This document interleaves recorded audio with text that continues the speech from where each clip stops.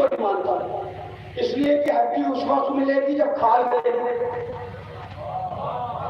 بھائی سبحان اللہ، جب کھال گلے گی تب ہڈی ملے گی۔ ارے بھائی 1400 برس کے بعد علی کے چاہنے والے حسن بن علی کا لاشا نکالا گیا۔ جب ایک علی کے شیعہ کی لاش نہیں گلتی تو کسی نبی کی میت کیسے گل جائے گی؟ سبحان اللہ، ماشاء اللہ۔ تو وہ ہڈی نہیں تھی، وہ کسی نبی کا تبرک تھا، تو اس کے ہاتھ لگ گیا۔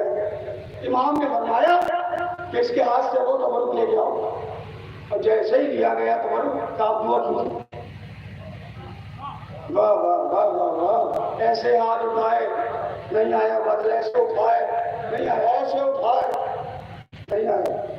مولا نے فرمایا آپ کے 11ویں امام امام حسن عسکری میدان میں آئے، وہ میدان میں آ کے دعا کی، پالنے والے تجھے حسن عسکری کے حق کا واسطہ۔ اب جیسے ہی اپنا واسطہ دیا فوراً بادل آئے، لوگ خوش ہو گئے کہ بادل آ گئے، بارش ہونے والی ہے۔ امام حسن عسکری نے کہا جلدی نہ کرو، یہ بادل فلاں ملک میں برسے گا۔ پھر بادل آیا، پھر مولا نے فرمایا یہ فلاں ملک میں برسے گا۔ پھر بادل آیا، مولا نے فرمایا یہ فلاں بستی پر برسے گا۔ پھر بادل آیا، مولا نے فرمایا گھروں بجاؤ کہ یہی برسے گا۔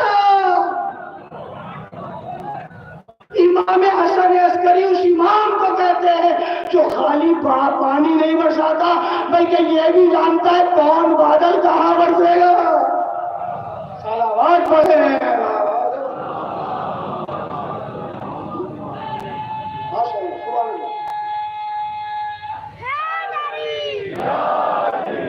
ماشاء اللہ۔ اور 2260 ہجری 8 ربیع الاول کو معتمد عباسی نے آپ کے امام کو ذریعہ دیا۔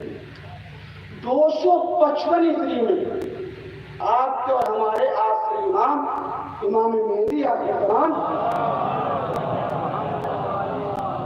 اس دنیا میں تشریف لائے۔ آپ کے آخری امام کے والد کا نام ہے امام حسن عسکری، والدہ کا نام ہے جناب نرجس خاتون، اور آپ کی ولادت ہوئی ہے سامرہ میں۔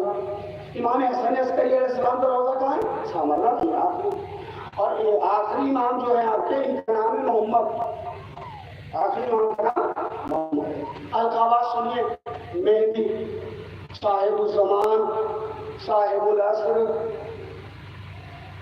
حجت خدا، قائم آل محمد، اور ایک لقب ہے منتقم۔ منتقم کہتے ہیں بدلہ لینے والے۔ سبحان اللہ، ماشاء اللہ۔ منتقم کہتے ہیں بدلہ لینے والے۔ 255 ہجری کو مولا کا ظہور ہوا، مولا کی ولادت ہوئی، اور 260 ہجری میں مولا نے غیبت صغریٰ اختیار کیا۔ اس کے بعد غیبت صغریٰ یعنی چھوٹی غیبت، اور اپنے 4 نائب چھوڑے، نواب اربا۔ وہیں سے ہمیں اجتہاد ملتا ہے۔